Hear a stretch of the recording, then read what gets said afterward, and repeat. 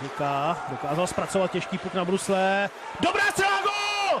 Český tým vede 1-0. Tomáš Hika dostává zaslouženou odměnu za svoji aktivitu v první třetině. To je vynikající a to byla ta souhra, o které jsme říkali, že Fini agresivním forecheckem se snaží získat kotou. A my jsme vlastně na 3 přihrávky se dostali za červenou čáru a byla tam trojice našich útočníků. Podívejte se, to je ta přihrávka na krátko, ačkoliv Hika si přikopl kotouč, tak Finové v takové ose hřiště nedokázali toho Hiku jakoby dohnat. Podívejte se, na druhé straně mu najížděl ještě český hráč, tam jde mu další. Hika parádně prostřelil finského golmana. To jsou ty chytré přihrávky, dobrá pozice vzadu a z toho rychlý break po křídle.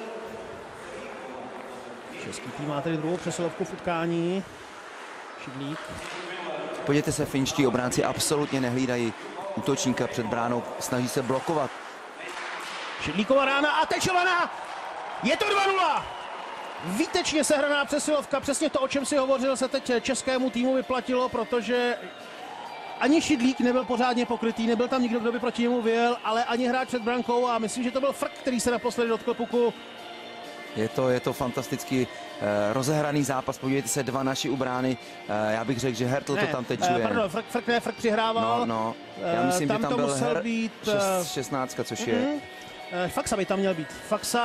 Faxa s Beranem by měli být před brankou. To Faxa, ano, Faxa tečoval ten kotouč, to je právě ono, 2 hráči tloní.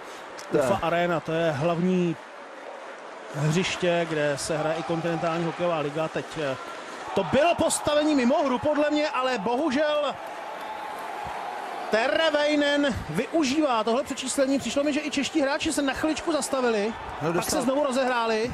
Je to ono, tam jsme dostali, podívejme se. Těžko říct, to jsme měli záchytu, ale Terveinen dostal ten takový metr náskok, dostal metr na to zpracovat kotouč, krátce hodit ramenama, přibrzdit a z první vystřelit mezi nohy brankáře a to je nepříjemná situace z počátku třetiny. Je to škoda pro náš. To je vysoká hůl, český tým přerušil tuhle výhodu, Hertl. Držíme puk v správném místě, Hertl tyče, ještě Ješkin, gól! Český tým poráží Finsko, na to už je v tuhle chvíli jisté. Tak to byl fantastický závěr pro nás, krásná, důležitá situace, ale viděli jsme, kolik nervů nám kluci připravili, jak každý z nich jako poplatnej svým mládí chce zakončit tu akci, místo aby si přihráli. To bylo úplně ale na druhou stranu klobouk dolů vlastně od Buly Češi nepůjčili Finům puk a to bylo důležité. Jo, tahle lajna je výborná, podívejte se, jsou důrazní, jsou silní na puku, ale už Hika, Hertl, Jaškin, všichni stříleli, jenom střílej. Takže přesně tady jsme viděli, co může přinést českým týmům. Týmový pojetí, disciplína bez faulu a samozřejmě potom ta chytrost, kdy jsme společně připraveni řešit tu situaci, dát dobrý přihrávky. Takže Dmitrij Jaškin definitivně podepisuje české vítězství. Čí tým se oklepal z úvodní porážky na turnaji a poráží Finsko 3-1 a tohle jsou hodně důležité body, které získává česká 20 do tabulky turnaje. Musím znovu opakovat, neznamená to ještě ani zdaleka postup do čtvrtfinále. Před námi další soupeři, které je zapotřebí porazit.